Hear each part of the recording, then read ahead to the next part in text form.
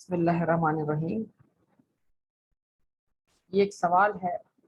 माजी में FAR 2 level पर ये सवाल आ चुका है। जब statement of changes in equity और IS 8 दोनों FAR 2 के कोर्स का पार्ट हुआ करते थे, और जो कि अब दोनों के दोनों FAR 1 के कोर्स का पार्ट हैं। तो अब क्या एक्सपेक्ट किया जाए एग्जामिनेशन में, वो ये है कि statement of changes in equity के साथ जोड़कर भी IS 8 टेस्ट किया जा सकता है। और आपको याद हो कि जितने भी क्वेश्चंस हमने IS 8 के सॉल्व किए हैं, उसमें हमने statement of change in equity का एक्सट्रैक्ट भी बनाया है। सबसे इम्पोर्टेंट बात इसमें ये है जो आपको मद्देनजर रखनी चाहिए, वो क्या है। देखिए, statement of changes in equity सारी की सारी वही की वही होगी। सिर्फ एक एडजस्टमेंट होगी जो कि IS 8 से बिलोंग करती है। बाकी 80% स्टेटमेंट ऑफ चेंज इक्विटी के अंदर वही आइटम आ रहे होंगे जो कहाँ आने चाहिए, जिस तरह आप बनाते गए हैं। याद रखिएगा बेटा कि अगर आप किसी एक एडजस्टमेंट की वजह से बाकी 80% क्वेश्चन सॉल्व नहीं करते, तो ये आपकी मिस्टेक है, आपकी गलती। आपको डिविडेंड्स वगैरह की एडजस्टमेंट इग्नोर नहीं करनी चाहिए, ठीक है। अच्छा, अब इस क्वेश्चन को करवाने की खास वजह क्या है। इस क्वेश्चन में वो इम्पैक्ट है जो मुझे लगता है कि एग्जामिनर इस तरफ जा सकता है, और ये इम्पैक्ट सबसे टेक्निकल इम्पैक्ट है IS 8 की नौयत का, जिसमें स्टूडेंट के उलझने के चांसेस बहुत ज़्यादा हैं। लेकिन अगर कॉन्सेप्ट क्लियर हो तो स्टूडेंट नहीं उलझना चाहिए। इस चीज़ को सब लोग ध्यान में रखिएगा। हाँ जी, अब आप मुझे बताइए, सबसे पहले सब लोगों से पहला सवाल मेरा ये है, और हर स्टूडेंट रिस्पॉन्स करे तो बहुत अच्छी बात है। बताइए, पीरियोडिक सिस्टम में cost of goods sold calculate करने का फॉर्मूला क्या है। पीरियोडिक सिस्टम में cost of goods sold calculate करने का फॉर्मूला क्या है। मेरा पहला सवाल आपसे, जिससे मैं एक टॉपिक शुरू करने लगा।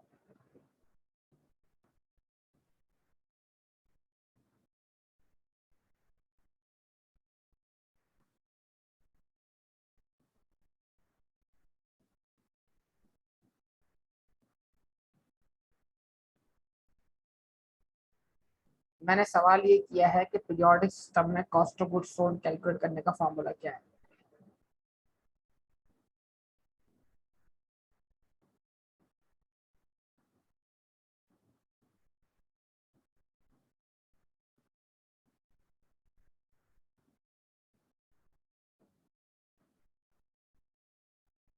पीरियोडिक सिस्टम में cost of goods sold calculate करने का फॉर्मूला क्या है। देखिए, आप तरफ आप देखिए, खामोशी जो है वो किस कदर छाई हुई है।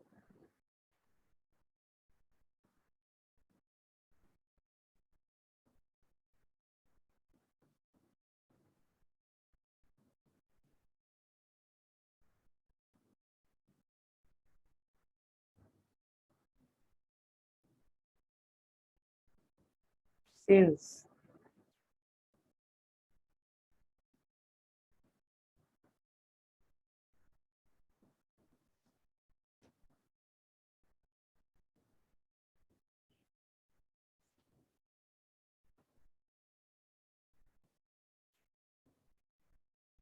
Less COGS,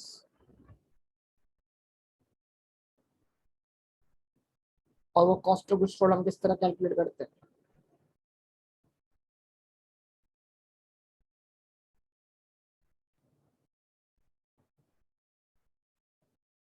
opening stock,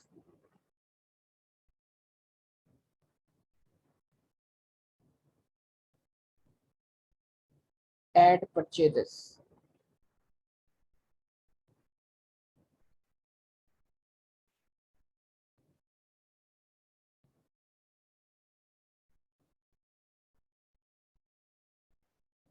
less closing stock. जवाब दीजिएगा बेटा।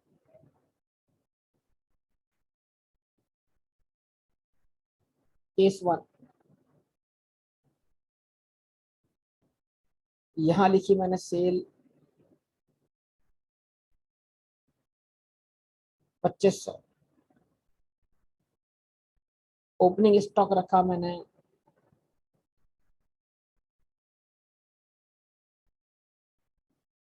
200, परचेज रखी मैंने 1800, क्लोजिंग स्टॉक रखा मैंने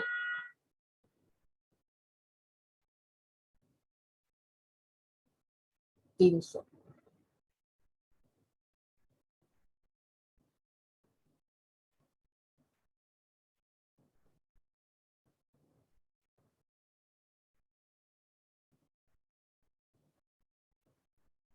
तो बताइए ये सब लोग कॉस्ट ऑफ गुड्स सोल्ड की वैल्यू क्या है?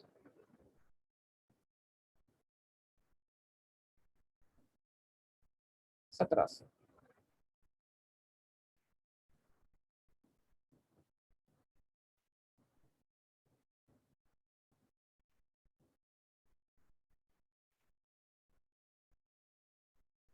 ग्रॉस प्रॉफिट क्या है?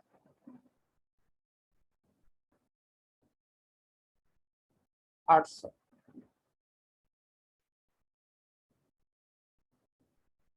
केस 2, सेल 2500 रखता हूँ, ओपनिंग स्टॉक को 200 के बजाय 250 रखता हूँ, परचेज की वैल्यू 1800 ही रखता हूँ, क्लोजिंग स्टॉक की वैल्यू 300 ही रखता हूँ।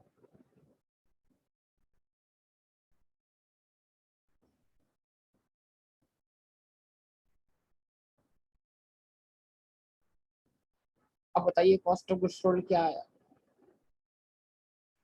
1750। तो ग्रॉस प्रॉफिट क्या आया?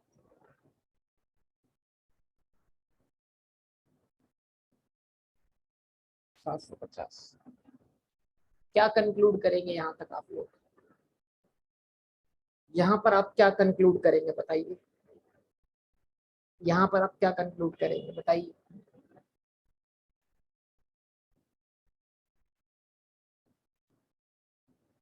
यहाँ पर आप क्या कंक्लूड करेंगे बताइए प्लीज बेटा।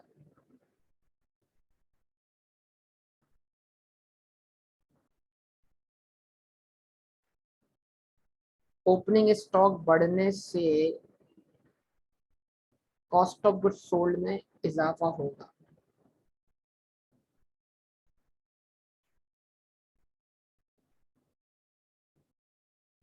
ओपनिंग स्टॉक बढ़ने से कॉस्ट ऑफ गुड्स सोल्ड में इजाफा होगा। ओपनिंग स्टॉक बढ़ने से कॉस्ट ऑफ गुड्स सोल्ड में इजाफा होगा और ग्रॉस प्रॉफिट में कमी आई।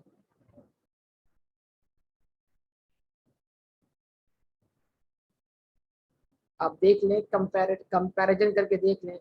जैसे ही मैंने ओपनिंग स्टॉक को 200 के बजाय 250 लिया और बाकी सब चीजें सेम रखी, तो आपको ओपनिंग स्टॉक के 200 से 250 हो जाने की वजह से कॉस्ट ऑफ गुड्स सोल्ड आपकी 50 से बढ़ गई। जब कॉस्ट ऑफ गुड्स सोल्ड 50 से बढ़ी तो आपका प्रॉफिट जो है वो 50 से क्या हो गया, कम हो गया। क्या यहाँ जितने भी लोग मौजूद हैं क्या उन सब ने बात ऑब्जर्व कर ली बेटा? तो हम क्या बोले? तो हम क्या बोले?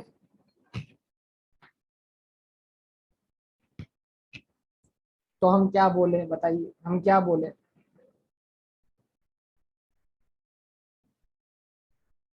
हम क्या बोले?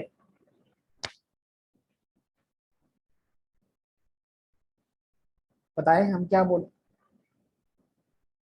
फिर देखें, अगर आप खामोश रहेंगे तो फिर बात नहीं बन पाएगी। हम क्या बोले?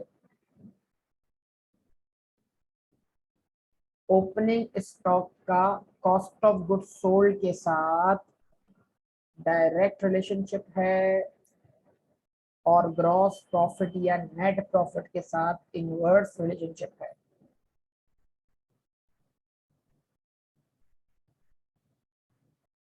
ओपनिंग स्टॉक का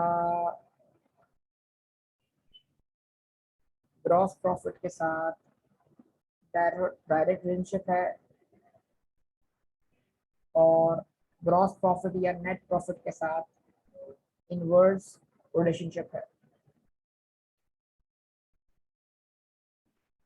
यस और नो?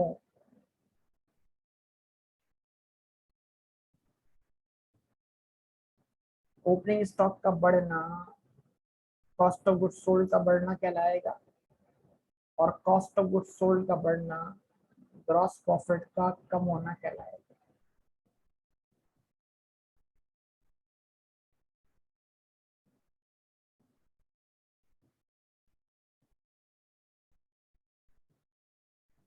केस 3 2500। अगर मैं यहाँ पर ओपनिंग स्टॉक रखूं 180, इसको रखूं 1800, इसको रखूं 300,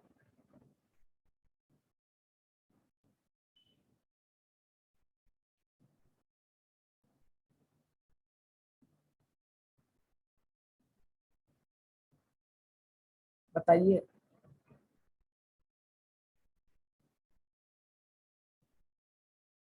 1680 कॉस्ट ऑफ गुड्स सोल्ड आ रही है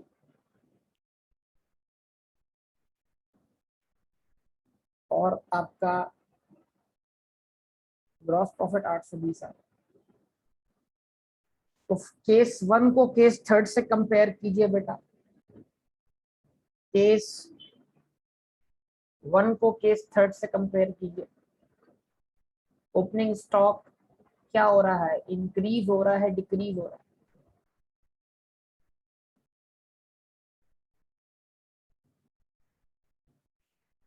ओपनिंग स्टॉक डिक्रीज हो रहा है, cost of goods sold decrease हो रही है, लेकिन ग्रॉस प्रॉफिट क्या हो रहा है, इंक्रीज हो रहा है।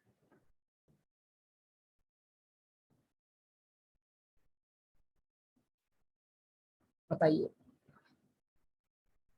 यस और नो?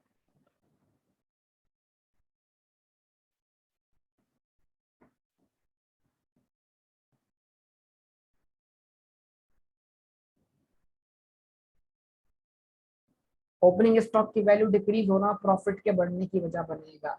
बिल्कुल।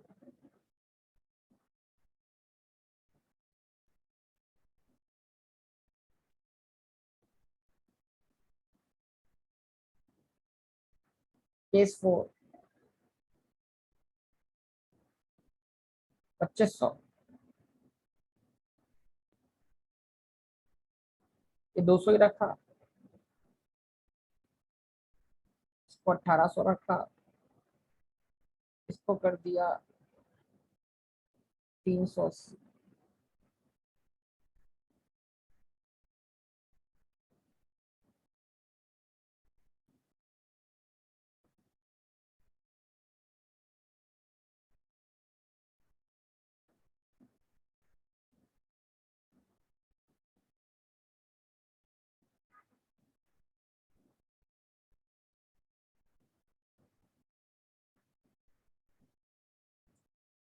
हाँ जी बताइए क्या फर्क पड़ा? अब मैंने इम्पैक्ट किस पे लिया? अब मैंने किस पे इम्पैक्ट लिया?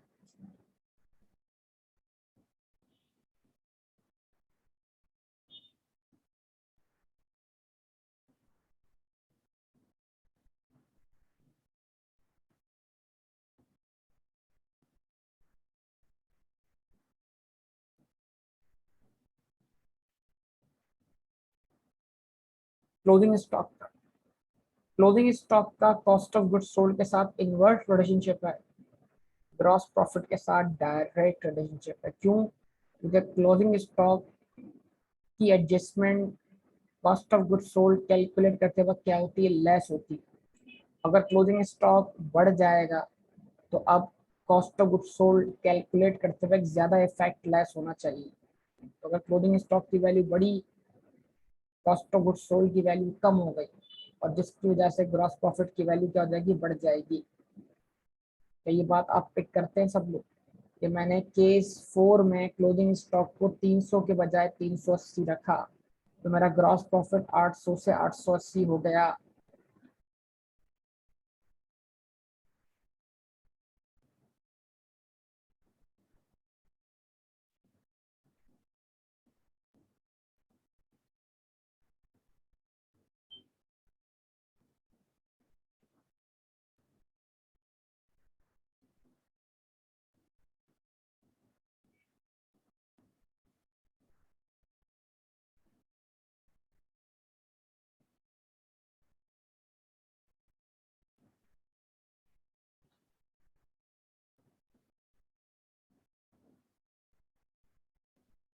पच्चीस सौ,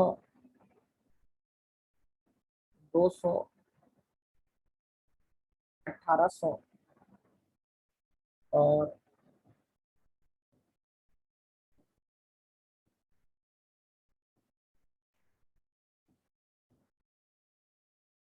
240।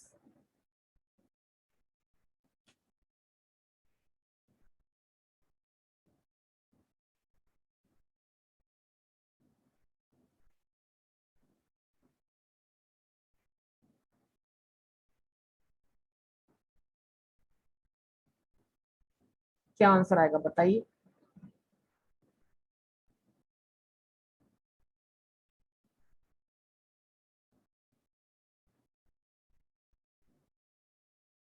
सत्रह सौ साठ और 740। क्या ऑब्जर्व किया आप लोगों ने? क्या ऑब्जर्व किया आप लोगों ने? क्या ऑब्जर्व किया आप लोगों ने?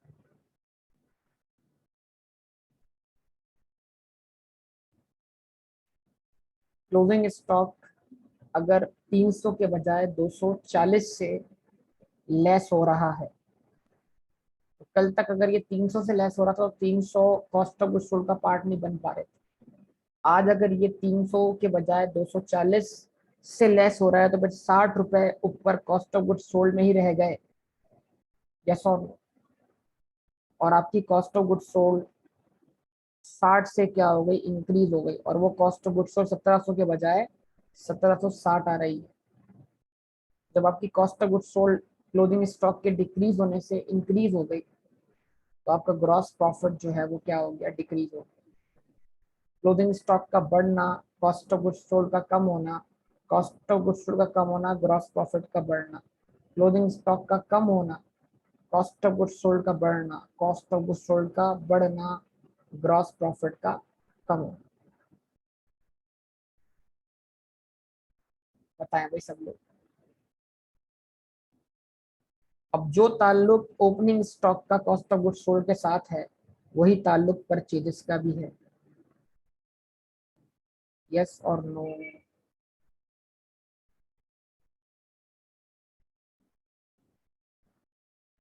जो ताल्लुक जो ताल्लुक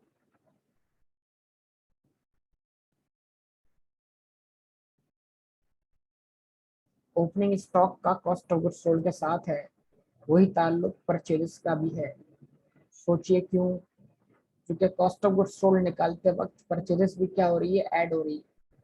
तो अगर परचेज ज्यादा अमाउंट से ऐड होगी तो कॉस्ट ऑफ गुड्स सोल्ड बढ़ जाएगी और ग्रॉस प्रॉफिट कम हो जाएगा। तो परचेजेस का भी कॉस्ट ऑफ गुड्स सोल्ड के साथ डायरेक्ट रिलेशनशिप है। भाई सब लोग अगर जवाब देंगे तो फिर मुझे लगेगा कि आप मेरी बात समझ रहे हैं। सिर्फ 3 से 4 स्टूडेंट्स हैं जो मुझे मुस्तकिल रिस्पॉन्स दिए जा रहे हैं।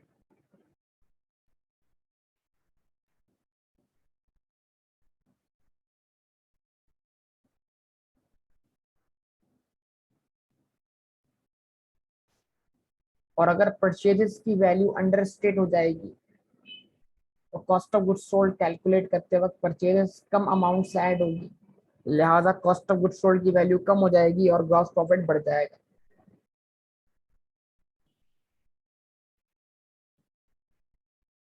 तो उम्मीद है अगर आप ये बात ध्यान में रखते हैं तो अब आप इस क्वेश्चन को सुनने के लिए और समझने के लिए क्या है, तैयार।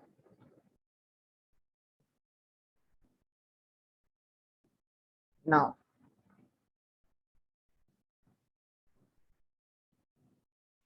बिल्कुल बेटा सही कह।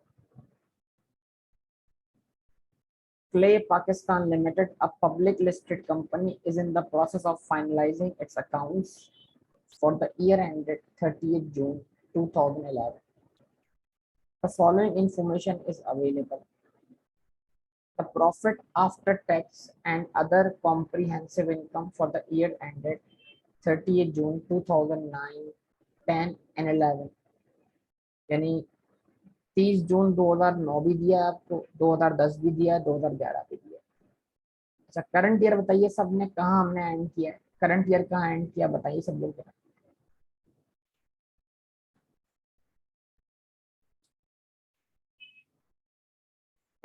करंट ईयर हमने 2011 पे एंड किया है, तो हमारा कंपैरेटिव क्या होगा, सिर्फ 2010 होगा ना, यस और।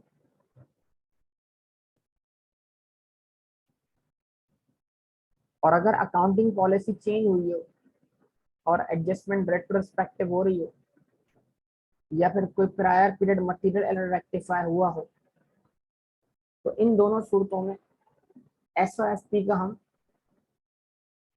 जो कंपैरेटिव देंगे फिर वो 1 साल का नहीं 2 साल का होना चाहिए। लेकिन बाकी एसओसीआई और statement of change in equity में कोई फर्क नहीं पड़ता। ये सारी बातें आपको पता है।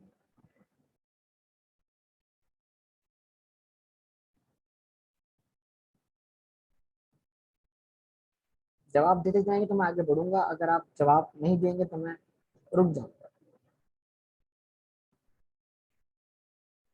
बेटा चेंज इन पीरियड में 3 साल कैसे दिखाएंगे बेटा, अब तक क्या सीखा आपने फिर। स्टेटमेंट ऑफ चेंज इक्विटी आपकी 2010 के क्लोजिंग बैलेंस से शुरू होगी, यानी कि जो सॉरी 2009 के क्लोजिंग बैलेंस से शुरू होगी, जो कि 10 का ओपनिंग बैलेंस कहलाएगा।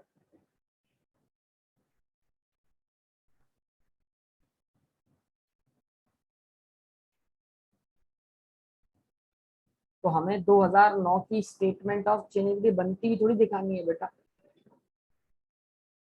10 की तो बनती हुई दिखानी है। चलिए नीचे देखिएगा।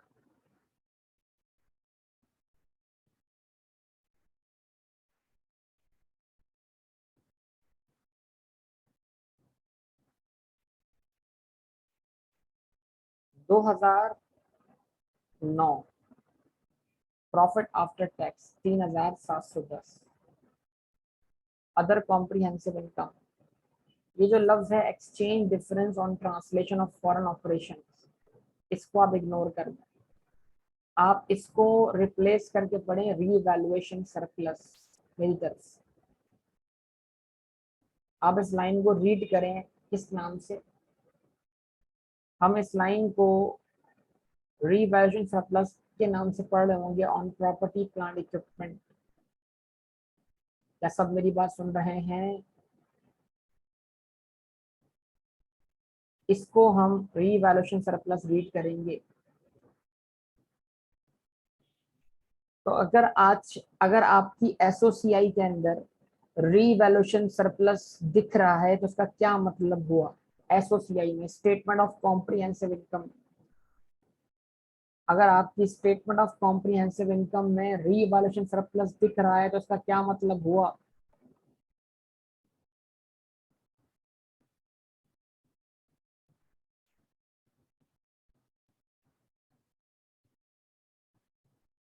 एसओएफपी की बात नहीं कर रहा हूँ, एसओसीआई की बात कर रहा हूँ। अगर आपकी एसओसीआई में रीवैल्यूएशन सरप्लस दिख रहा है तो इसका क्या मतलब हुआ, इसका मतलब ये हुआ कि एसेट इस साल रीवैल्यू हुआ है, इतने से इस साल नया सरप्लस क्या हुआ है, क्रिएट हुआ है।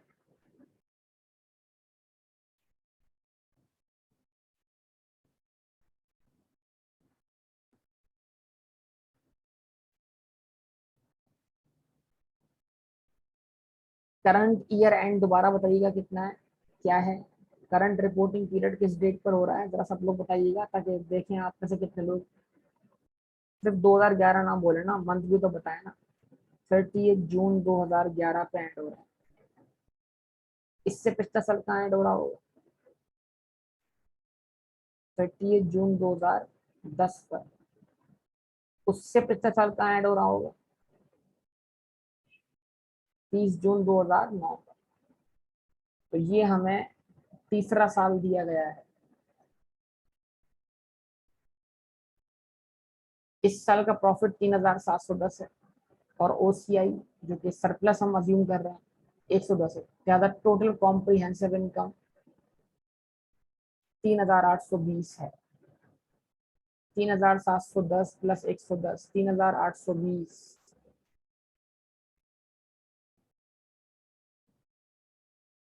3710 प्लस 110, 3820।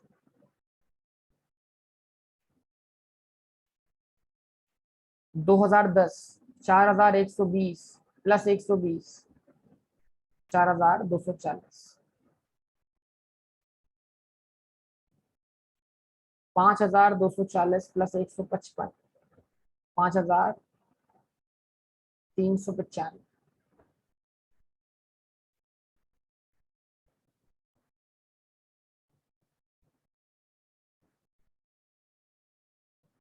जी बेटा, असल गेम ये है। इस क्वेश्चन में जो गेम असल है वो इस पॉइंट नंबर 2 में है। बाकी इस क्वेश्चन में जितनी भी चीजें हैं वो ऑलरेडी आप स्टेटमेंट ऑफ चेंज के लिए बनाते हैं, वो नॉर्मल बात है। यानी अकाउंटिंग पॉलिसी क्या हो रही है? चेंज हो रही है। इसलिए इस पीस को मैंने अलग कर दिया, बस अलग अलग करके दिखाया आप। अब आप समझ लें, इस क्वेश्चन को आप अलग करके पढ़ें जरा इससे। CPL change the method of valuation of inventories from weighted average to first in first out, FIFO। CPL ने अपना इन्वेंट्री वैल्यूएशन मेथड चेंज कर लिया वेटेड एवरेज से फर्स्ट इन फर्स्ट आउट पर।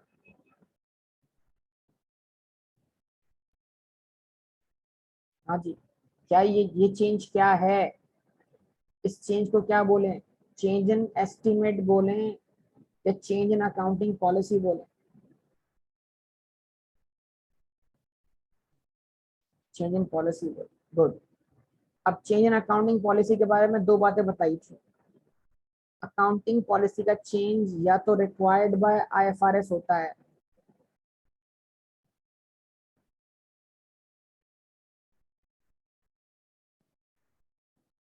अकाउंटिंग पॉलिसी का चेंज या तो required by IFRS होता है,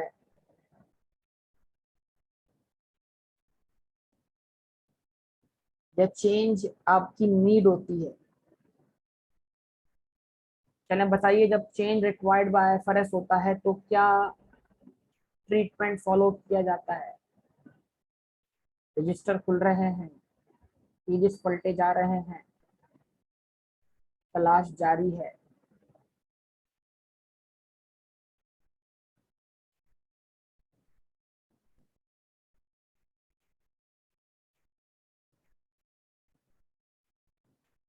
एक ही जवाब आया मुझे अब तक,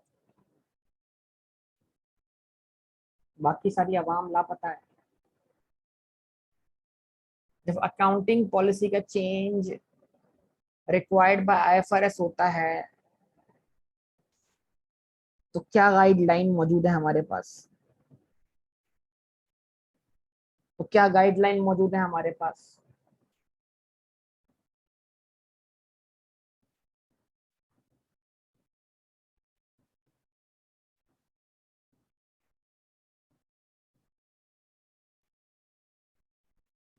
बेटा, दो बातें लिखवाई थी इसके ऊपर आपको। जब चेंज रिक्वायर्ड बाय IFRS होगा तो IFRS जो नया अपडेट हुआ है वही उसकी ट्रांजिशनल प्रोविजन देगा।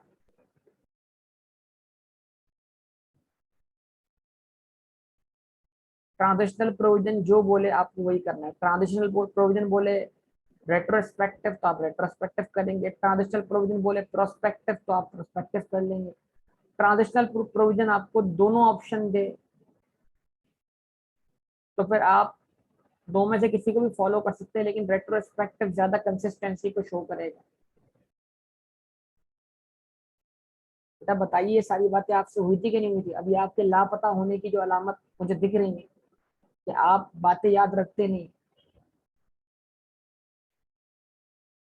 उस वक्त मैंने ये बात 3 से 4 दफा रिपीट की थी कि आप सुन लें, समझ लें।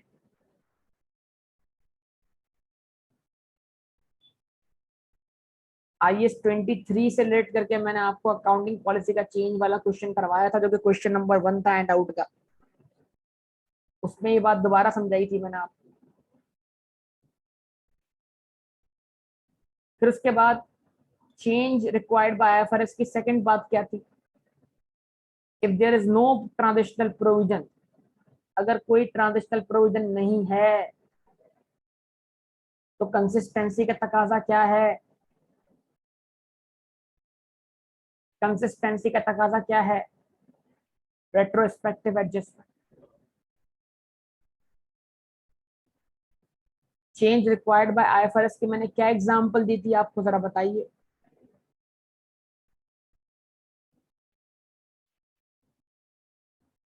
चेंज रिक्वायर्ड बाय IFRS की मैंने क्या एग्जांपल दी थी आपको, जरा बताइए।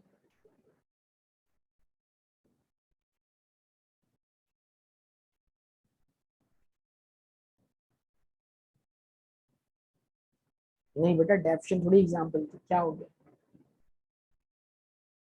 गुड, लीफो सिस्टम खत्म हो गया था।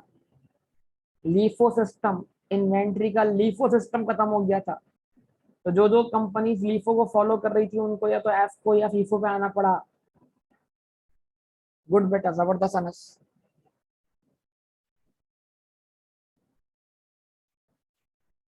उसके बाद दूसरी एग्जांपल मैंने आपको बोरिंग कॉस्ट की दी थी। तीसरी एग्जांपल लीजेस की है, लेकिन वो आपके स्कोप से दूर है, क्योंकि अभी रिसेंटली IFRS 16 आने की वजह से लीजेस का स्टैंडर्ड भी चेंज हुआ था। IAS 17 खत्म होके IFRS 16 बना, IAS 18 खत्म होके IFRS 15 बना। तो बहुत सारे चेंजेस हैं बेटा, लेकिन बहुत सारे चेंज आपके स्कोप से बहुत दूर है।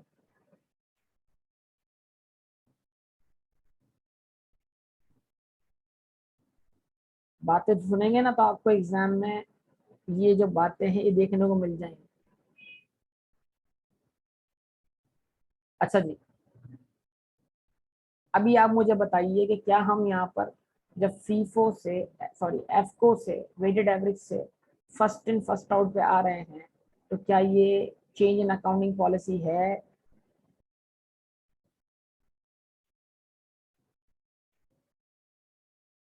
क्या ये चेंज रिक्वायर्ड बाय IFRS है, या हम अपनी मर्जी से, अपनी जरूरत की वजह से इस चेंज की तरफ जा रहे हैं?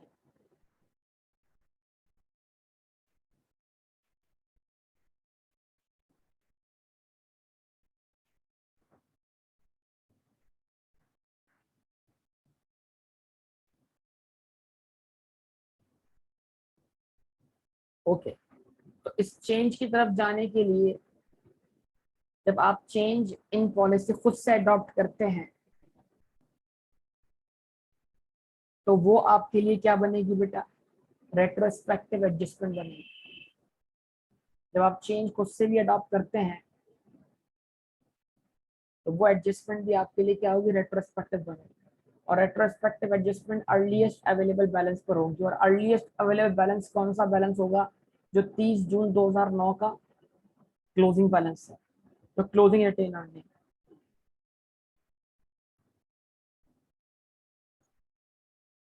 अब यहाँ से आपका दिमाग का गेम शुरू है बेटा। 30 जून 2009 वेटेड एवरेज से फीफो पे आने की वजह से 30 जून 2009 पे मौजूद क्लोजिंग स्टॉक की वैल्यू 20 मिलियन से इंक्रीज हो रही है। यानी अगर हम 30 जून 2009 का closing stock impact on inventory valuation on 30 जून 2009, अगर हम 30 जून 2009 के क्लोजिंग स्टॉक को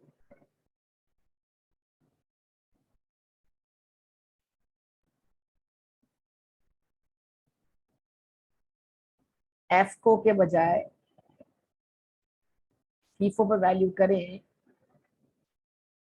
तो वो इन्वेंट्री की वैल्यू कितने से इंक्रीज हो रही है बेटा? 20। तो अभी आप मुझे बताइए 30 जून 2009 का क्लोजिंग स्टॉक अगर 20 मिलियन से ज्यादा वैल्यू होता तो 30 जून 2009 का प्रॉफिट 20 मिलियन से ज्यादा होता या कम होता?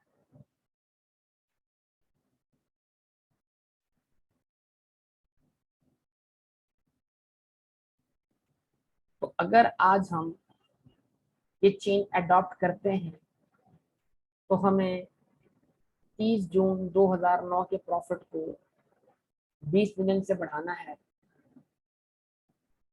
यस और नो?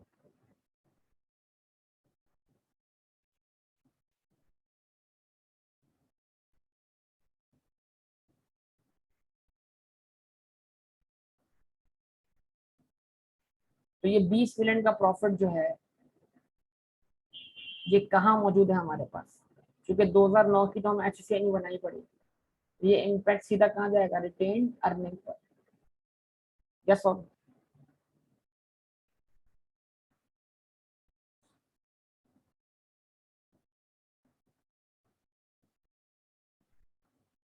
लेकिन ये जो 20 मिलियन का प्रॉफिट हमने बढ़ाया है इसके ऊपर हम अगर टैक्स इम्पैक्ट लें तो फिर हमारा प्रॉफिट अगर 20 से बढ़ता है और हमें उस 20 मिलियन के ऊपर 30% टैक्स भी देना पड़ता है तो हमारे प्रॉफिट में असल इजाफा 20 का होगा या नेट ऑफ टैक्स इजाफा होगा?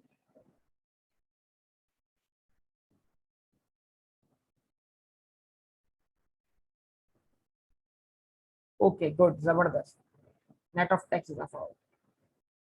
लेकिन फिल वक्त हम टैक्स को भी इग्नोर कर सकते हैं बात समझने के लिए। अच्छा, उसके बाद नंबर 2 बताइए। लेकिन अब एक थोड़ा सा प्रॉब्लम है। जो 30 जून 2009 का क्लोजिंग स्टॉक है वो 1 जुलाई 2009 का ओपनिंग स्टॉक भी है।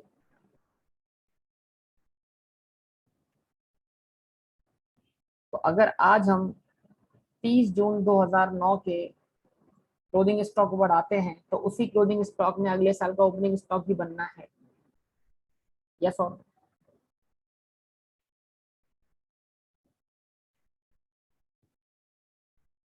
बोलें बेटा।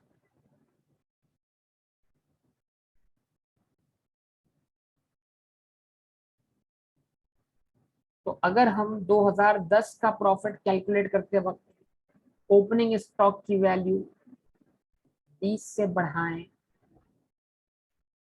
तो हमारा प्रॉफिट 20 से बढ़ेगा या कम होगा?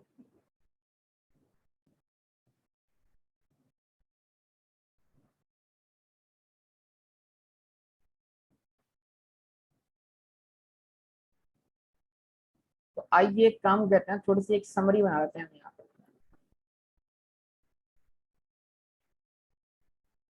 हम यहाँ पर लिखते हैं मुख्तलिफ साल। हम लिखते हैं 2011,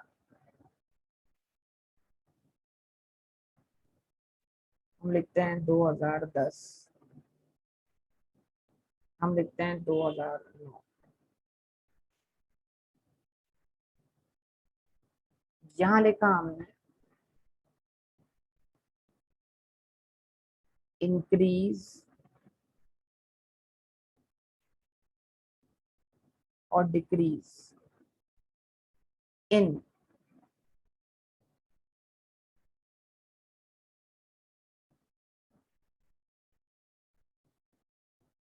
क्लोजिंग स्टॉक।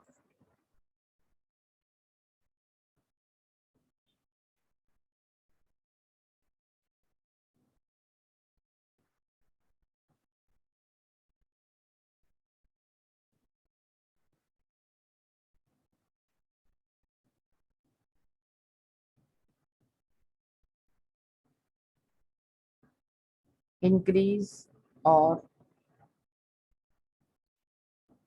डिक्रीज इन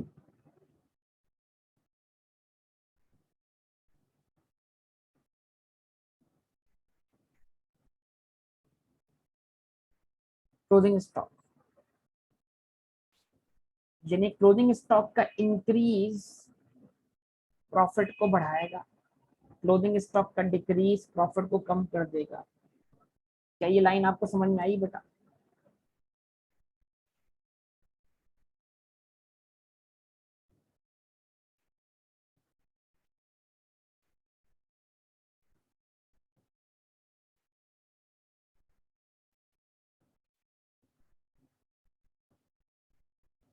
फिर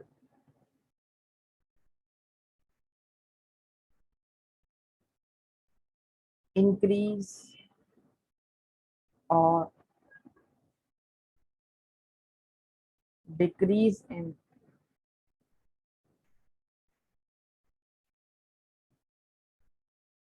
ओपनिंग स्टॉक। ओपनिंग स्टॉक का इंक्रीज प्रॉफिट को डिक्रीज करेगा, इसलिए नेगेटिव लिखा है मैंने। और ओपनिंग स्टॉक का जो डिक्रीज है वो प्रॉफिट को इंक्रीज करेगा, वो इम्पैक्ट में पॉजिटिव लूंगा। जो इम्पैक्ट मैंने ब्रैकेट में लिखा है वो नेगेटिव है, जो विदाउट ब्रैकेट लिखा है वो पॉजिटिव। ओपनिंग स्टॉक का इंक्रीज प्रॉफिट पे इम्पैक्ट नेगेटिव लेकर आएगा, और ओपनिंग स्टॉक का डिक्रीज प्रॉफिट पे इम्पैक्ट पॉजिटिव लेकर आएगा। यस और तो आइए यहाँ से शुरुआत करते हैं। सबसे पहले बताइए 30 जून 2009 का हमारा प्रॉफिट इंक्रीज हुआ है 20 मिलियन से। बताइए, तो क्लोजिंग स्टॉक का बढ़ना, प्रॉफिट का बढ़ना, तो हमने 2009 के प्रॉफिट को 20 से बढ़ा दिया। 2009 के ओपनिंग स्टॉक के बारे में खामोशी है, क्योंकि अर्लीस्ट अवेलेबल बैलेंस यही हमारे पास है। लेकिन जरा जहन में रखिएगा, जो 2009 का क्लोजिंग स्टॉक है वो 2010 का ओपनिंग स्टॉक है। तो अगर 2009 के क्लोजिंग स्टॉक में इजाफा हुआ है तो 2010 के ओपनिंग स्टॉक में इजाफा हुआ है, और वो प्रॉफिट को, कॉस्ट ऑफ गुड्स सोल्ड को कैलकुलेट करते वक्त क्या हो रहा है, ऐड हो रहा है।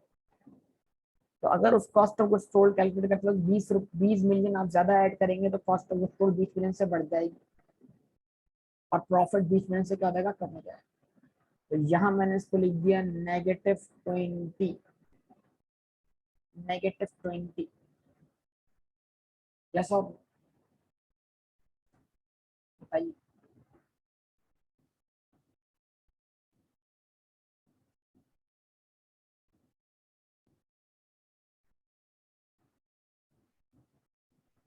अब तवज्जो चाहिए होगी, यही टर्निंग पॉइंट है। अगर ये टर्निंग पॉइंट से आप निकल आए बाहर तो आपको बहुत एडवांटेज होगा। 30 जून 2010 का अपना जो क्लोजिंग स्टॉक है उसका वैल्यू 30 मिलियन से क्या हो रहा है, डिक्रीज हो रहा है।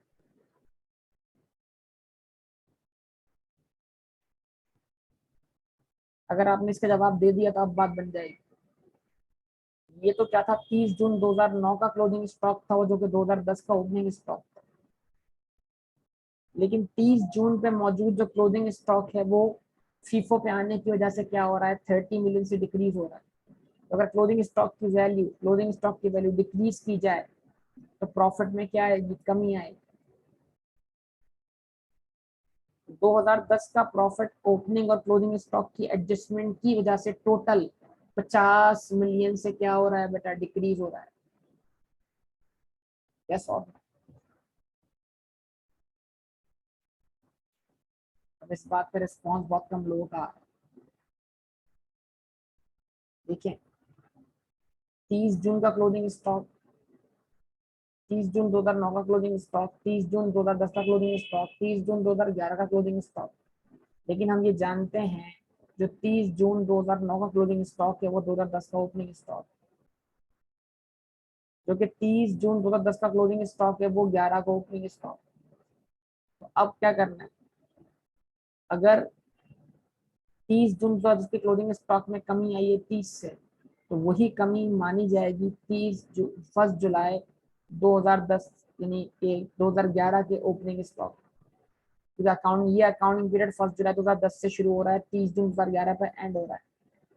तो अगर क्लोजिंग स्टॉक 30 जून 2010 का 30 से डिक्रीज हुआ है तो वही अगले साल का ओपनिंग स्टॉक बनेगा, और अगले साल का ओपनिंग स्टॉक 30 से डिक्रीज हुआ है, लेकिन वो डिक्रीज क्या कर देगा, प्रॉफिट को बढ़ा देगा। ओपनिंग स्टॉक का कम होना, प्रॉफिट का बढ़ना, यस और नो?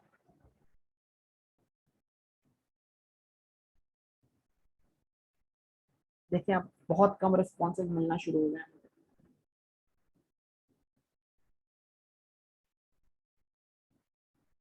उसके बाद उसके बाद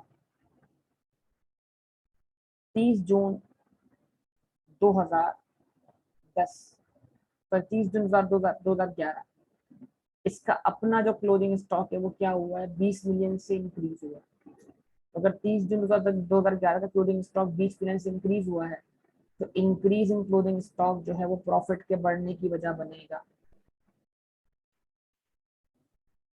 तो अगर आप यहाँ पे इम्पैक्ट निकाल लें,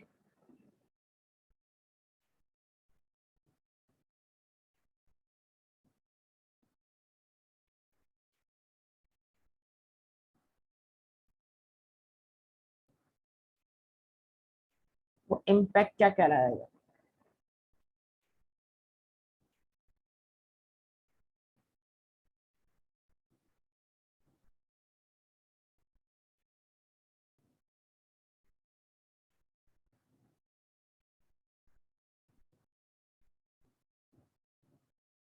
डिक्रीज और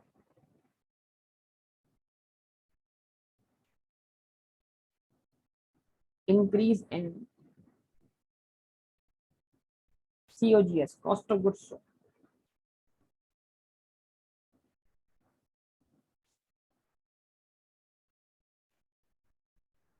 2009 की cost of goods sold 20 million की क्लोजिंग स्टॉक एडजस्टमेंट बढ़ने से क्या हो गई, डिक्रीज हो गई। तो प्रॉफिट 20 मिलियन से बढ़ गया। 20 और 30 मिलकर कितने हुए बेटा, 50। 50 से cost of goods sold increase हुई, 50 से प्रॉफिट क्या हो गया, डिक्रीज हो गया।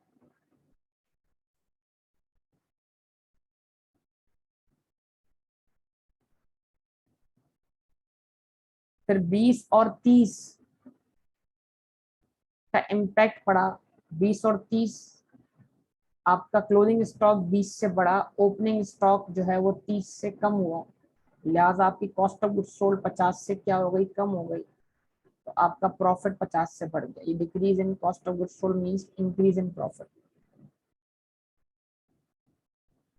अब अगर इसके ऊपर टैक्स इम्पैक्ट लिए जाए,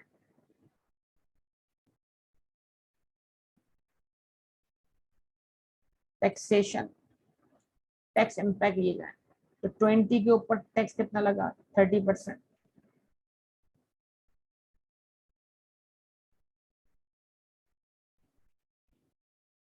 6।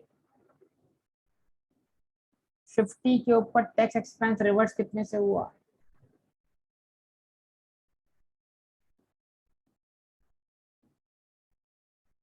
15 से। और इस 50 के ऊपर टैक्स चार्ज हुआ कितने से, 15 से।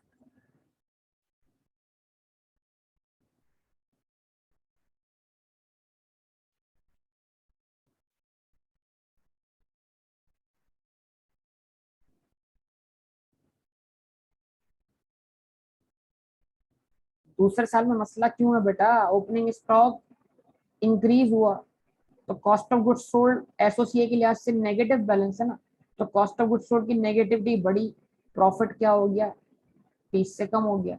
ये सारी वैल्यूज प्रॉफिट के सेंस में लिखी है। ये कॉस्ट ऑफ गुड्स सोल्ड के इम्पैक्ट एसोसिए में नेगेटिव आएंगे, पॉजिटिव आएंगे? आप मुझे इतना बताओ जैन, क्या लिखा हुआ मैंने, डिक्रीज इन क्लोजिंग स्टॉक। ये मैंने सारे सेंसेस जो मैंने ब्रैकेट लगाए ना, मैंने प्रॉफिट के सेंस में लगाए हैं कि क्लोजिंग स्टॉक की एडजस्टमेंट का प्रॉफिट पे क्या असर पड़ रहा है। तो अगर क्लोजिंग स्टॉक की एडजस्टमेंट 30 से कम बनेगी, तो वो 30 कॉस्ट ऑफ गुड्स सोल्ड को बढ़ा देंगे, और कॉस्ट ऑफ गुड्स सोल्ड की नेगेटिविटी बढ़ जाएगी। जब कॉस्ट ऑफ गुड्स सोल्ड की नेगेटिविटी बढ़ेगी तो प्रॉफिट 30 से क्या होगा, कम हो जाएगा।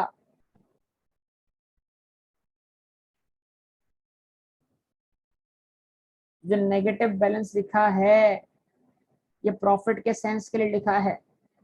प्रॉफिट के ऊपर कॉस्ट ऑफ गुड्स सोल्ड का इम्पैक्ट नेगेटिव है, तो इसलिए increase in cost of goods sold कैसे दिखा रहा हूं मैं, नेगेटिव। गौर से देखो, increase in cost of goods sold में नेगेटिव दिखा रहा हूं ताकि cost of goods sold increase होने से मेरा प्रॉफिट क्या हो जाए, कम हो जाए। सीओजीएस इंक्रीज हुआ तो सीओजीएस इंक्रीज होने से प्रॉफिट क्या हुआ, कम हो गया। सीओजीएस डिक्रीज हुआ, प्रॉफिट क्या हो गया, बढ़ गया। ये सारी कहानी इन टर्म्स ऑफ प्रॉफिट के लिए बेटा। तो प्रॉफिट 20 से बढ़ा, टैक्स लगा, प्रॉफिट आफ्टर टैक्स पे क्या इम्पैक्ट पड़ा।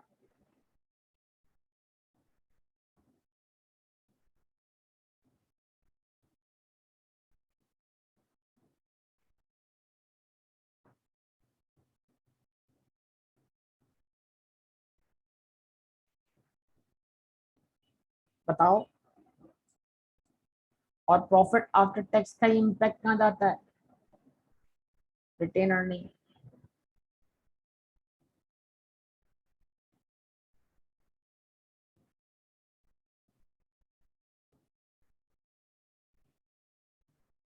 फोर्टीन,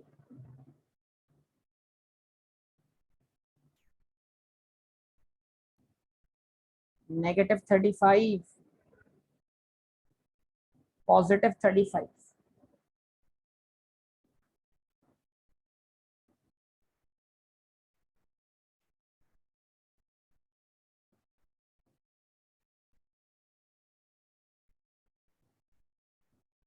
ठीक है बेटा।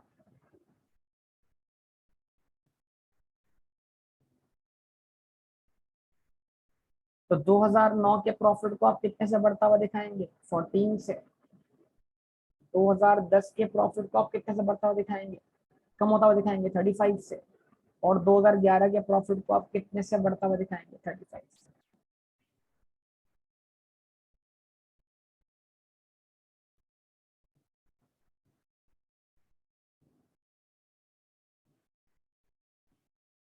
बेटा ये पूरा बैकग्राउंड बनाया मैंने इस केस के लिए। यकीन करें, क्यों बनाया आप मुझे बताइए। आप मुझे बताइए क्यों बनाया बैकग्राउंड। मैं इस क्वेश्चन को पढ़ाने से पहले ही ये सारा बैकग्राउंड बना चुका हूँ। ये इसलिए बनाया। आप मुझे बताइए, ओपनिंग स्टॉक 200 है, अगर मैं इसको 20 से कम करूँ, ओपनिंग स्टॉक को 20 से कम करूँ, तो उसका असर कॉस्ट ऑफ गुड्स सोल्ड पे, कॉस्ट ऑफ गुड्स सोल्ड पे पड़ा। तो कॉस्ट ऑफ गुड्स सोल्ड की नेगेटिविटी 20 से कम हो गई, प्रॉफिट 20 से बढ़ गया।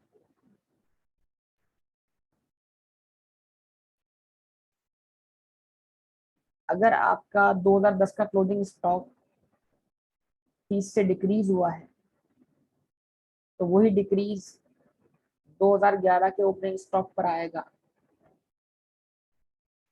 लेकिन ओपनिंग स्टॉक का डिक्रीज होना कॉस्ट ऑफ गुड्स सोल्ड को डिक्रीज करेगा, और कॉस्ट ऑफ गुड्स सोल्ड का डिक्रीज होना प्रॉफिट को इंक्रीज करेगा। ये मैं एसओएफपी नहीं बना रहा, मैं एसओसीआई के ऊपर इम्पैक्ट ले रहा हूँ। इसको ध्यान में रखें आप लोग। ये एसओएफपी नहीं है, एसओसीआई है। एसओसीआई के अंदर cost of goods sold calculate करते वक्त इम्पैक्ट पड़ रहा है किसका, ओपनिंग स्टॉक पर।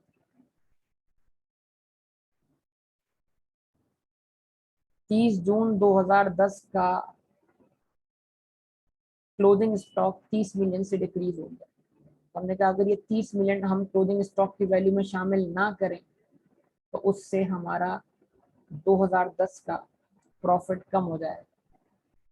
लेकिन यही 30 मिलियन अगले साल के अगर ओपनिंग स्टॉक से कम कर दिए जाएं, तो अगले साल ओपनिंग स्टॉक जो होगा, वो जो प्रॉफिट कैलकुलेट करने के लिए इस्तेमाल होगा, वो भी 30 मिलियन से कम ऐड होगा। तो अगले साल का अगर ओपनिंग स्टॉक डिक्रीज हुआ है, तो कॉस्ट ऑफ गुड्स सोल्ड भी डिक्रीज जाएगी, और cost of goods sold decrease होने से क्या होगा, प्रॉफिट इंक्रीज जाएगा। तो इस 30 का जो ये नेगेटिव इम्पैक्ट है प्रॉफिट पर अगले साल वो पॉजिटिव इम्पैक्ट बन जाएगा। जो 20 का पॉजिटिव इम्पैक्ट था क्लोजिंग स्टॉक का, वो अगले साल प्रॉफिट पर नेगेटिव इम्पैक्ट बन जाएगा। यहाँ क्लोजिंग स्टॉक इंक्रीज हुआ था, उसकी वजह से अगले साल का ओपनिंग स्टॉक इंक्रीज हुआ था। यहाँ क्लोजिंग स्टॉक इंक्रीज होने से प्रॉफिट 20 से बढ़ा था। यही अगर ओपनिंग स्टॉक बढ़ाने की वजह बनेगा तो अगले साल का ओपनिंग स्टॉक 20 से बढ़ने से अगले साल की कॉस्ट ऑफ गुड्स सोल्ड 20 से बढ़ेगी और प्रॉफिट 20 से कम हो जाएगा। तो इस 50 में 20 का जो इम्पैक्ट है वो शामिल है, और 30 का इम्पैक्ट ये है कि 2010 का अपना क्लोजिंग स्टॉक जो है वो 30 बिलियन से क्या हो गया है, डिक्रीज हो गया।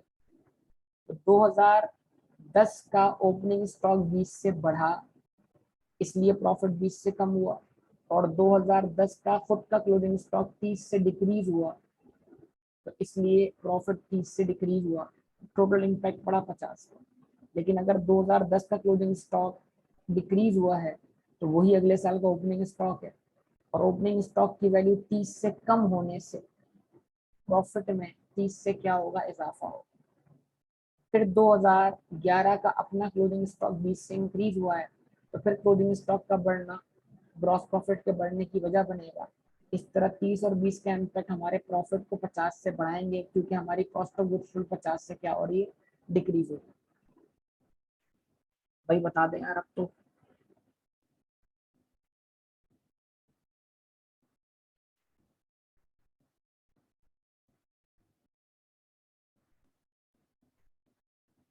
ओ भाई नेट नहीं हो रहा ना, अक्लमंद आदमी बेटा, नेट नहीं हो रहा ना। नेट क्यों होगा,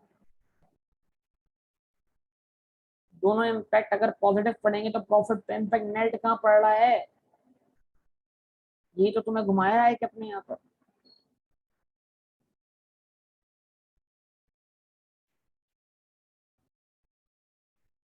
भाई ये बैकग्राउंड क्यों बनाया आपके लिए, आप जो है ना वो सारा आपने काम क्या कर दिया, बेकार कर दिया।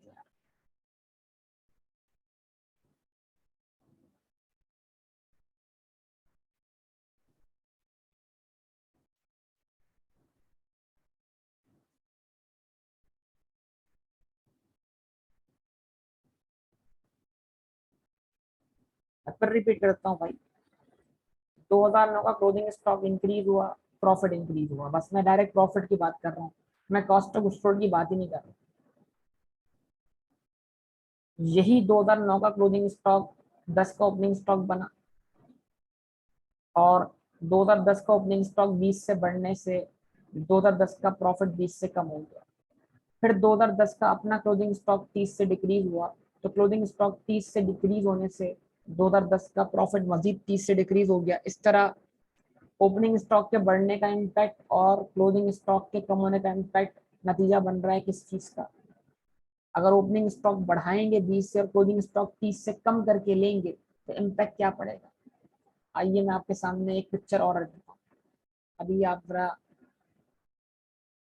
केस 6 देख लें, जिनको ये बात समझ नहीं आई वो इधर समझने चले गए, उनके लिए एक और मौका। ओपनिंग स्टॉक को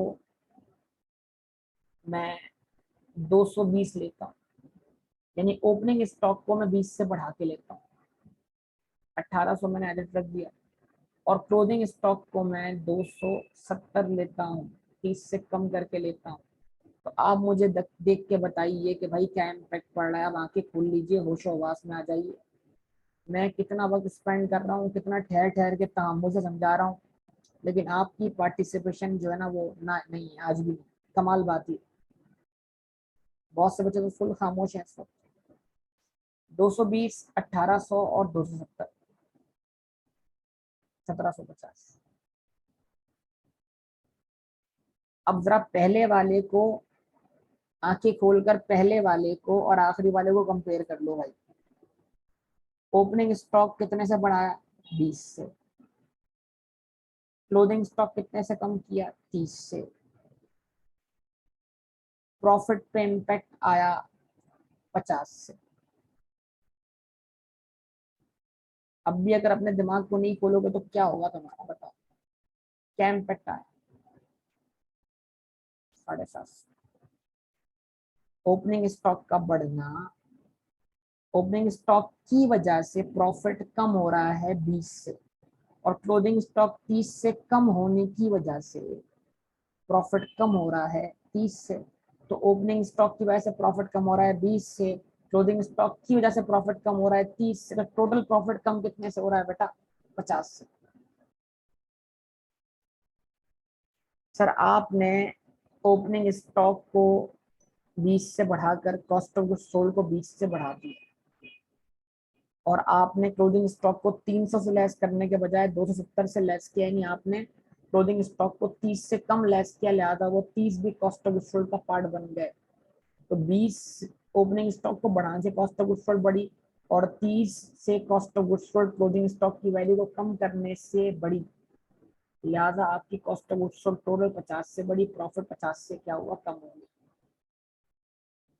भाई अब तो जवाब दे दो यार, अब तो दे दो जवाब।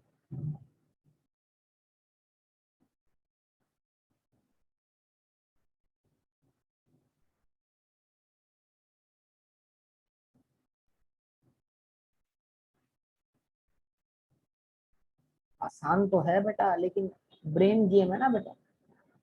दिमाग आए कि अपने सिर्फ क्लोजिंग स्टॉक बताया है, तो ये तो खुद ही सोचना है कि यही क्लोजिंग स्टॉक अगले साल का ओपनिंग स्टॉक भी बनेगा। ये जो क्लोजिंग स्टॉक डिक्रीज हो रहा है 2010 का, यही अगले साल का क्या बनेगा? ओपनिंग स्टॉक बनेगा। जब अगले साल का ओपनिंग स्टॉक 30 से डिक्रीज होगा तो अगले साल का प्रॉफिट बढ़ जाएगा। अब यहाँ पर मैंने क्या किया है, कि जो मैंने 30 लिया है वो मैंने अगले साल पॉजिटिव क्यों लिया? इसलिए कि ये क्लोजिंग स्टॉक कम होने से इस साल का प्रॉफिट तो कम हो गया, लेकिन यही क्लोजिंग स्टॉक अगले साल का ओपनिंग स्टॉक बनेगा, और जब ओपनिंग स्टॉक 30 से कम काउंट होगा तो वो cost of goods sold calculate करते वक्त 30 से कम ऐड होगा, लिहाजा आपका ग्रॉस प्रॉफिट 30 से बढ़ जाएगा। और अगले साल का ओपनिंग आपका क्लोजिंग स्टॉक 20 से बढ़ा के लिया जा रहा है, तो क्लोजिंग स्टॉक की एडजस्टमेंट जब 20 से बढ़ा के ली जाएगी तो क्लोजिंग स्टॉक का बढ़ना ग्रॉस प्रॉफिट को बढ़ाएगा। तो 30 से प्रॉफिट बढ़ रहा है ओपनिंग स्टॉक के कम होने से, 20 से प्रॉफिट बढ़ रहा है क्लोजिंग स्टॉक के बढ़ने से, टोटल प्रॉफिट 50 से बढ़ रहा है।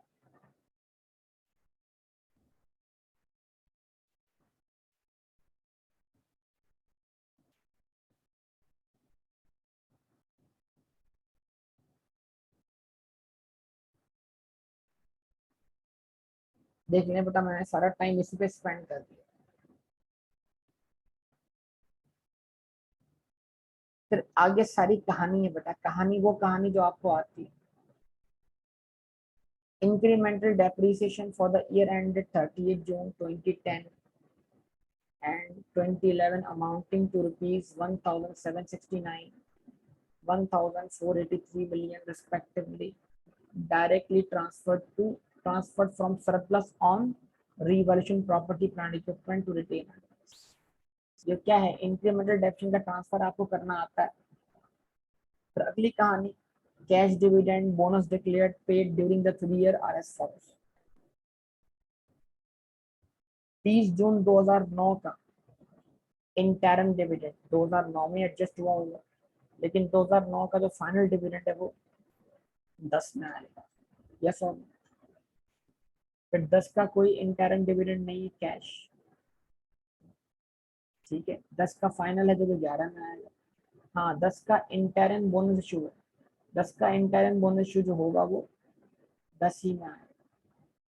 उसके बाद 10 का 10% फाइनल बोनस इशू भी है, तो इसका मतलब 2011 में एक तो 2010 का फाइनल कैश डिविडेंड आएगा, और 2011 में दूसरा दूसरा 10% बोनस इशू भी आएगा। अब बचा 2011, तो 2011 के अंदर 2011 का 20% इंटरम डिविडेंड आएगा, ये 30% 2012 में जाएगा।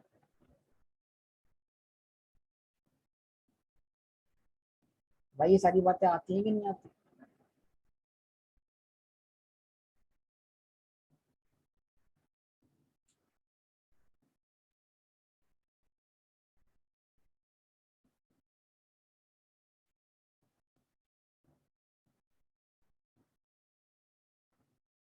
ठीक है जी। उसके बाद CPL follows a policy of transferring 30% of its profit after tax to journalism. Share capital and general reserve at 30th June 2009 and 10 were as follows. ये सारे आपको बैलेंस दे दिए, ठीक है। मेरा मेन काम था आपको इन्वेंट्री की एडजस्टमेंट सिखाना। तो मैं आपको अगर इसका इम्पैक्ट सिखा दूँ रिटेन अर्निंग पर, तो आप वो मेनली वो इफेक्ट सीख जाए मुझसे।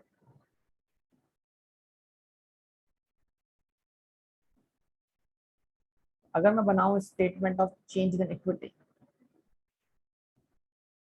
अच्छा ये तो हो गया एसोसिए का इम्पैक्ट, ठीक है। अब इम्पैक्ट किस पर आएगा, एसओएफपी पर। 2011, 2010, 2009, और आपको पता है इसी तरह नोट बन रहा होता है। इंक्रीज और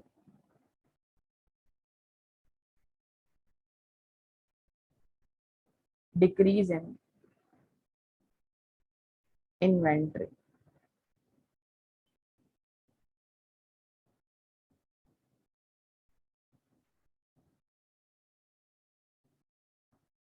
ऐसे ही इंक्रीज और डिक्रीज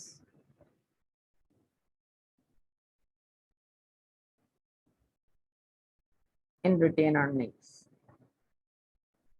फिर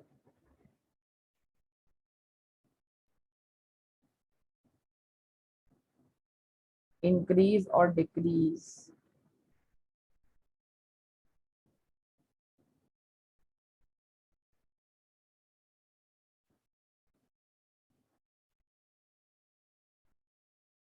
इन टैक्स पेयर। 2009 पर मौजूद जो इन्वेंट्री है वो कितने से बढ़ी, 20, जिसके बढ़ने से आपका प्रॉफिट बढ़ा 20 से, उस पे लगा टैक्स, तो टैक्स लगने की वजह से वो नेट ऑफ हो गया इफेक्ट 20 का, तो आपकी रिटेन अर्निंग में इजाफा होता है कितने से, 14 से।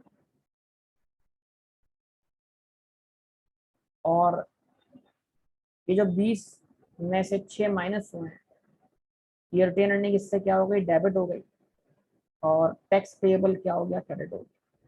तो अगर अकाउंटिंग इक्वेशन बना के सोच लें, अकाउंटिंग इक्वेशन बना के सोच लें कि एसेट साइड बढ़ रही है टोटल 20 से, तो इक्विटी और लाइबिलिटी साइड भी बढ़नी चाहिए, कितने से, 20 से। इक्वेशन हमेशा क्या होनी चाहिए, बैलेंस होनी चाहिए। जवाब दीजिएगा बेटा।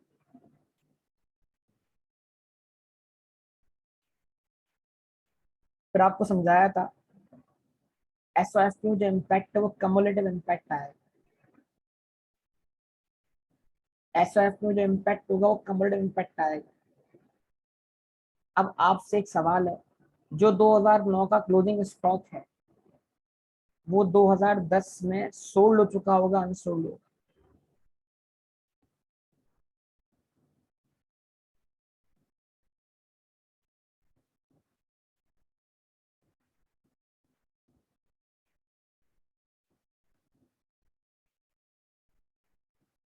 और ज्यादा चाहिएगा कोई भी करंट, अगर करंट एसेट हो ना, करंट एसेट, वो करंट एसेट अगले साल नहीं आएगा,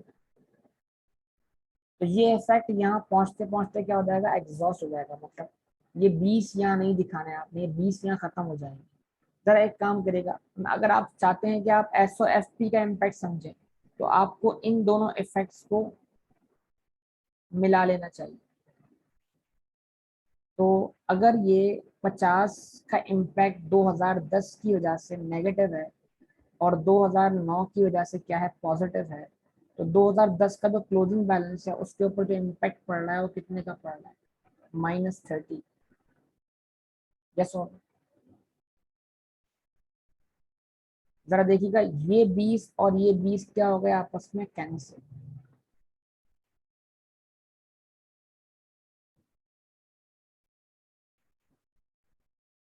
अगर इस साल क्लोजिंग स्टॉक के बढ़ने से आपका प्रॉफिट बढ़ चुका है तो अगले साल ओपनिंग स्टॉक के बढ़ने से उतने से ही प्रॉफिट क्या हो जाएगा, कम हो जाएगा। ये 20 और ये 20 कैंसिल हो गए, तो इम्पैक्ट कितना पड़ा आपके पास, सिर्फ 30 का।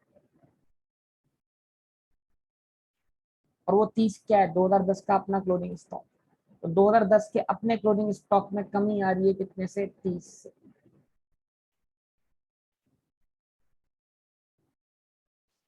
ठीक है, तो रिटेन अर्निंग में कमी आ रही है, जरा बताइएगा। ये और ये इम्पैक्ट सम कर ले। पिछले साल का प्रॉफिट बढ़ रहा है 20 से, इस साल का प्रॉफिट कम हो रहा है 50 से। तो जो रिटेन अर्निंग 2010 के एंड पर है उस पर जो इम्पैक्ट आ रहा है वो कितने से आ रहा है, -30। और उस पर अगर टैक्स इम्पैक्ट दिया जाए तो इम्पैक्ट कितने से आएगा, 35 से, सॉरी 14। और इसके क्या कहते हैं डिफरेंस, बताइएगा सब लोग जरा।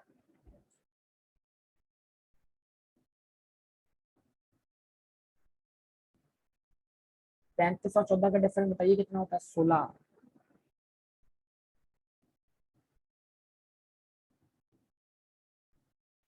16 होता है, क्या कह रहे हो भाई।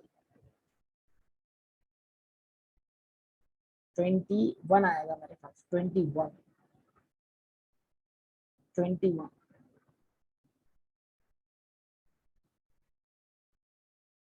21 से रिटेन अर्निंग कम हो गई और 9 से टैक्स पेएबल क्या हो गया, कम।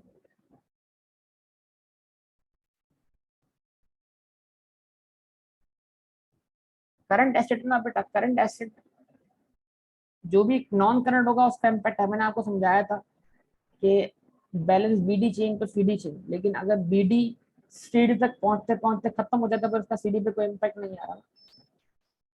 एक ओपनिंग स्टॉक बढ़ रहा है लेकिन वो ओपनिंग स्टॉक जितने से बढ़ रहा है उतने से हमारी कॉस्ट ऑफ गुड्स सोल्ड बढ़ रही है, तो उसके बढ़ने से हमारे क्लोजिंग स्टॉक की वैल्यू पे कोई फर्क नहीं पड़ा, या क्लोजिंग स्टॉक की कैलकुलेशन पे कोई फर्क नहीं पड़ा। आप सबसे आसान कर लो, क्या बोल रहा हूँ, एसओएफपी के जो इम्पैक्ट है वो कमुलेटिव है। कमुलेटिव का मतलब क्या है, 2009-10 को मिला लो, सिंपल कर लो, 20 और 50 नेट कर लो कितने हो गए। इम्पैक्ट पड़ा -30। मैंने बड़ी आसान बात बोली, पता नहीं क्यों स्टूडेंट सुन नहीं रहे इस बात को। अगर आप 2009 का क्लोजिंग स्टॉक बढ़ाते हैं तो उससे आपके 2009 का प्रॉफिट बढ़ गया, तो बढ़ के प्रॉफिट कहाँ गया, रिटेन अर्निंग। अगर आप 2010 का ओपनिंग स्टॉक बढ़ाते हैं तो प्रॉफिट 20 से कम हो गया, उसका इफेक्ट भी क्या, रिटेन अर्निंग में। तो इसी इफेक्ट ने रिटेन अर्निंग के पिछले साल के इफेक्ट का कर दिया, कैंसिल कर दिया। तो आज रिटेन अर्निंग पे कौन सा इफेक्ट जाएगा, इस 30 का। 30 से क्लोजिंग स्टॉक बढ़ा, 30 को नेट ऑफ करेंट टैक्स, तो 21 इम्पैक्ट गया रिटेन अर्निंग पर, बाकी आपका एडजस्ट हुआ किससे, टैक्स पेएबल। और अगर ऐसे भी बात समझ नहीं आ रही तो ये 14 और 21 ऐसे निकाल के देखे, कमुलेटिव 35 एंड 14, 35 एंड 14 भाई नेट करके बताए ना यार, मैं क्या ऐसे ही बैठा हूँ यहाँ पर इतनी देर से आपको।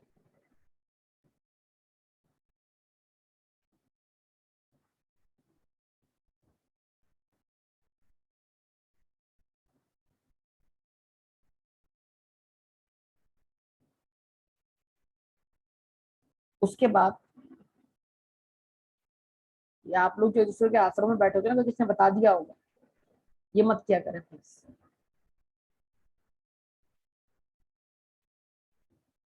अब ये और ये कम्युलेटिवली कैंसिल हुआ है, तो इस तरह 2011 में जो इम्पैक्ट पड़ना है उससे ये 30 और ये 30 भी कैंसिल होगा। तो 2011 का जो इम्पैक्ट होगा वो इन तीनों का कम्युलेटिव इम्पैक्ट होगा। 20 से 20 कैंसिल, 30 से 30 कैंसिल, वो इम्पैक्ट सिर्फ 20 के बराबर होगा। तो 2011 का क्लोजिंग स्टॉक बढ़ रहा है कितने से, 20 से। 2011 के रिटेन अर्निंग में इजाफा हो रहा है 14 से, और टैक्स पेबल इंक्रीज हो रहा है कितने से, 6 से। ये इम्पैक्ट है एसओएफपी में।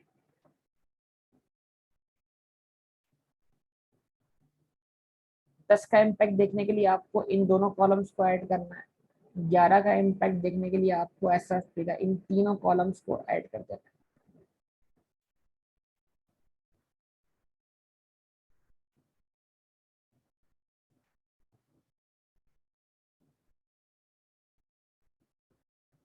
एसओएफपी में सारे इफेक्ट कम्युलेटिव जाते हैं, मैं बार बार बोल चुका।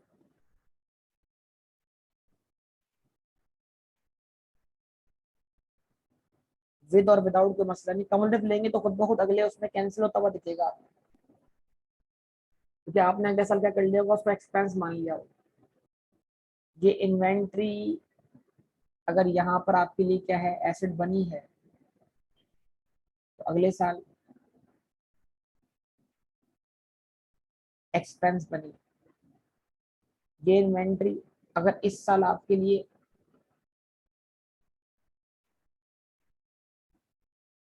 क्लोजिंग स्टॉक की वैल्यू कम करके एक्सपेंस बन गई, तो अगले साल की ओपनिंग स्टॉक की वैल्यू कम होने से ये आपके प्रॉफिट में इजाफे की वजह बन गई। ये इफेक्ट और ये इफेक्ट कैंसिल, इफेक्ट ये 20 का बच रहा है एसओएफपी।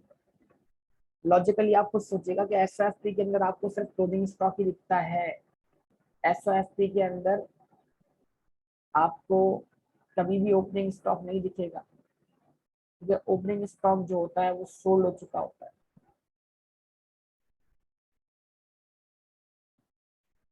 तो अगर हम बनाते हैं statement of change in equity,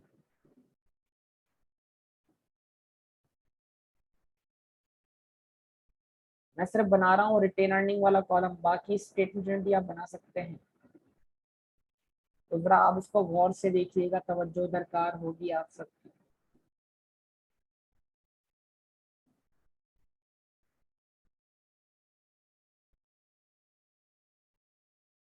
balance as on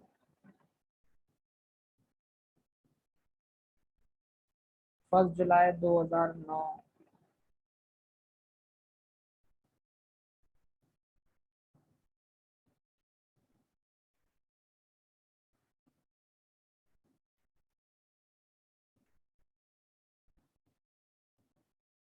previously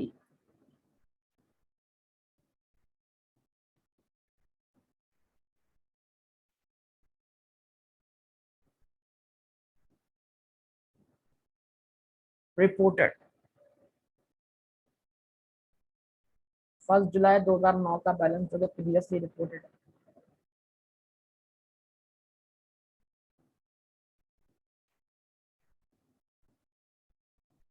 वो कितना है, 8,905। मैं अभी इसको सॉल्व करते हुए डिविडेंड वगैरह के इम्पैक्ट क्या करूंगा, इग्नोर करूंगा। इसमें बोलूंगा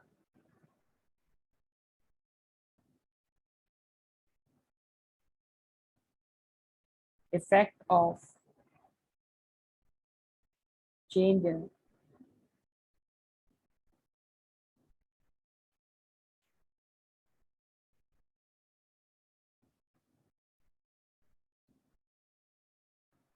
अकाउंटिंग पॉलिसी। 2009 का क्लोजिंग स्टॉक वैल्यू बढ़ा, और वो बढ़ने से आपका प्रॉफिट बढ़ा, और वो प्रॉफिट जब नेट ऑफ टैक्स हुआ, तो ये आपका प्रॉफिट जो रिटेन अर्निंग का बैलेंस है 14 से क्या हो गया, इंक्रीज हो गया। तो रिटेन अर्निंग में 2009 की बढ़ा रहा हूँ कितने से, 14 से।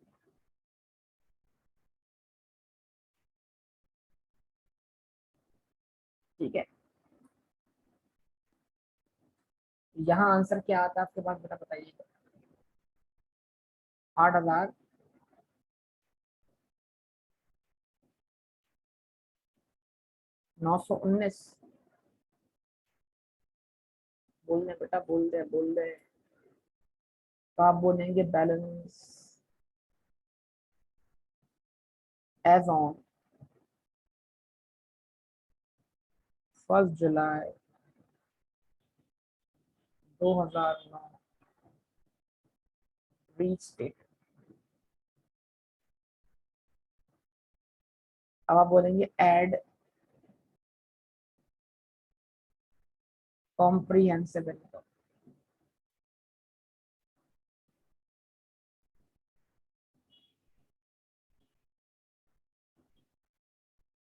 For 2010 restated. 2009 का प्रॉफिट कितना था, 4,120।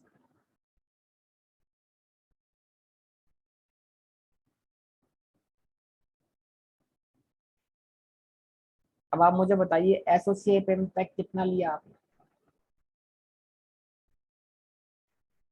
फिर रिपीट करूंगा, जो 20 से क्लोजिंग स्टॉक बढ़ा था उसने अगले साल का ओपनिंग स्टॉक 20 से बढ़ाया, इसलिए आपका एक्सपेंस 20 से बढ़ गया। और 2010 का अपना क्लोजिंग स्टॉक 30 से डिक्रीज हुआ, तो लिहाजा 2010 के प्रॉफिट का इम्पैक्ट 50 का है। 2010 का जो प्रॉफिट है वो 50 से कम हो रहा है, लेकिन उसके इम्पैक्ट को अगर नेट ऑफ टैक्स किया जाए तो वो इम्पैक्ट पड़ेगा 35।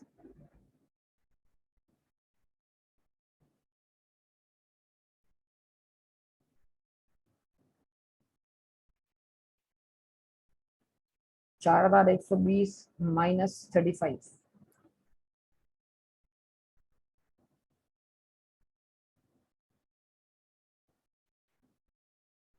बोले बेटा बोले। 4050।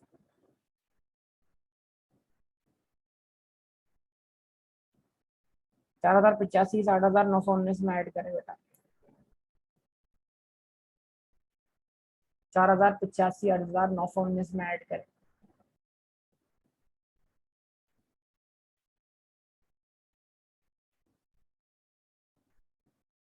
तो जरा देखिएगा आप गौर से।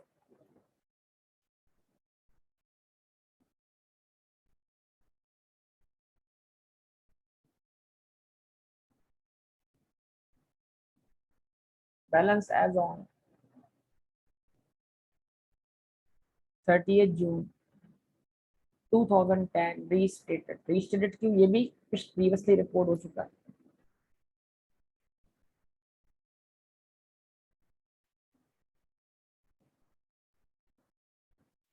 अब अगर आप गौर करना चाहते हैं तो आप, आपको एक बात बोल रहा हूँ, देखिएगा 8,905 उठाइए। 8,905 अपने कैलकुलेटर पे टाइप कर लीजिए। कर लिया।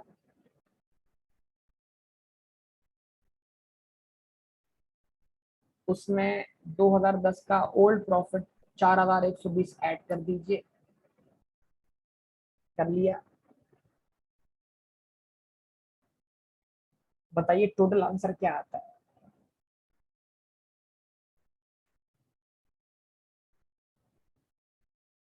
अगर यहाँ पर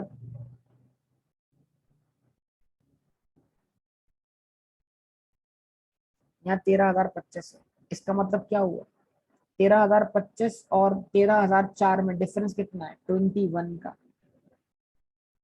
तो ये रिटेन अर्निंग 2010 वाली पिछली रिटेन अर्निंग के मुकाबले में 21 से कम है, नेगेटिव है। क्यों? क्योंकि इस रिटेन अर्निंग पे दो इम्पैक्ट पड़ रहे हैं, 14 के बढ़ने का और 35 के कम होने का। ये प्रॉफिट 35 से कम हुआ है, लेकिन ये बैलेंस, ऊपर वाला बैलेंस 14 से बड़ा है। तो जो ये जो बैलेंस है, इस बैलेंस तक पहुंचते पहुंचते 14 का इंक्रीज और 35 का डिक्रीज यहाँ तक आया है।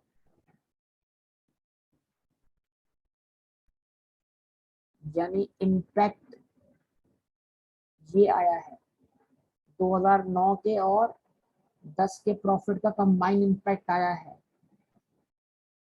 2009 और 10 के प्रॉफिट का कंबाइन इम्पैक्ट आया है। किस पर?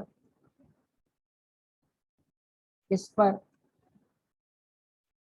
2010 की रिटेन अर्निंग के क्लोजिंग बैलेंस पर।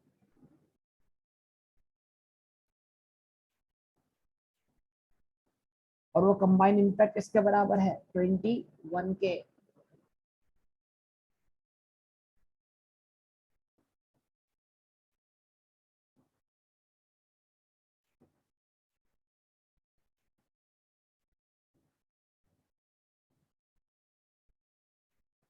फिर इसमें ऐड करेंगे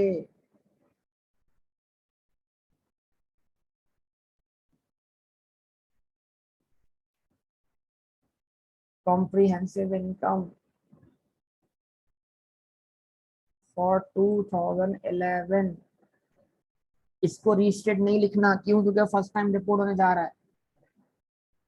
लेकिन ये वाली एडजस्टमेंट बनने से पहले इस साल का प्रॉफिट क्या दिया हुआ है, 5,240।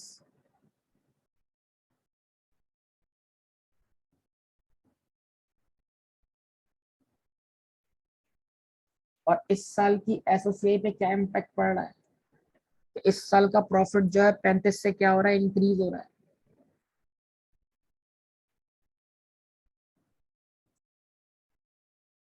जो 50 से ओपनिंग स्टॉक, जो 20 से ओपनिंग स्टॉक, सॉरी 30 से जो ओपनिंग स्टॉक कम हुआ है उससे प्रॉफिट 30 से बड़ा है, और जो 20 से क्लोजिंग स्टॉक बड़ा है उससे भी प्रॉफिट 20 से बड़ा है, तो टोटल प्रॉफिट 50 से बड़ा है। तो अगर इसको नेट ऑफ टैक्स किया जाए तो ये इफेक्ट 35 का पड़ेगा और 5240 net of plus 50 net of tax, कितना आंसर आएगा? 5275।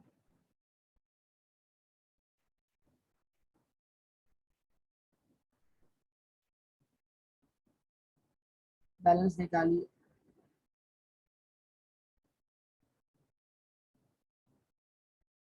ख्याल रखिएगा मैं डिविडेंड वगैरह की कोई एडजस्टमेंट नहीं कर रहा, तो ये उसके हिसाब से बैलेंस आ रहा है। जब आप पूरा क्वेश्चन सॉल्व करेंगे तो बैलेंस चेंज हो जाएगा। 18,000, कितना आंसर है? 18,279।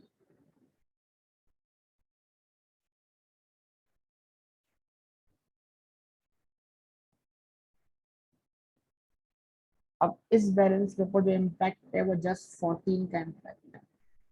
Let's prove. दोबारा कैलकुलेटर उठा लीजिए, अपने कैलकुलेटर में 8,905 लिखिए,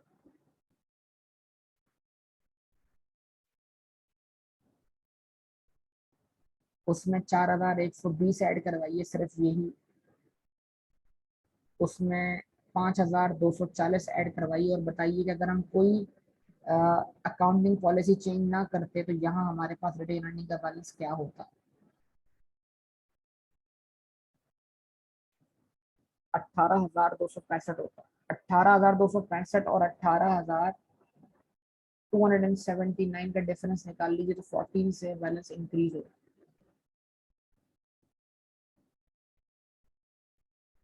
अब ये 14 का इम्पैक्ट क्यों पड़ रहा है? इसलिए पड़ रहा है कि 14 से हमारा ये बैलेंस बढ़ा, फिर इस साल का प्रॉफिट 50 से कम हुआ, 35 से कम हुआ, फिर ये प्रॉफिट 35 से बढ़ गया, तो 35 और 35 कैंसिल, इधर 14 का बढ़ना, इधर 35 का कम होना, इधर 35 का बढ़ना, 35 35 कैंसिल, नेट इफेक्ट 14 का पड़ गया।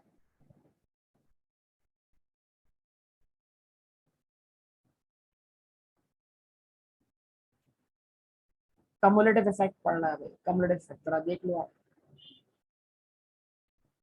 9, 10 और 11 का मिला के इफेक्ट पड़ रहा है। तो अगर 14 से प्रॉफिट बढ़ेगा, 35 से कम होगा, 35 से बढ़ेगा, तो इन सब लाइंस का नेट इफेक्ट क्या है? What is the net effect?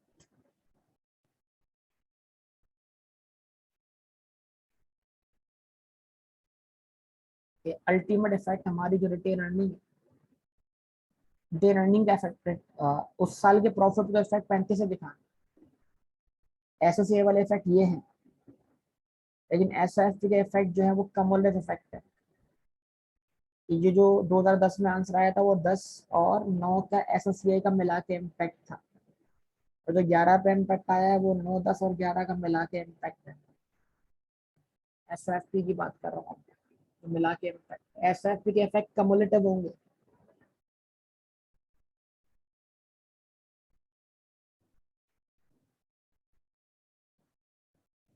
हाँ भाई कुछ बताइए, बात समझ लगी है?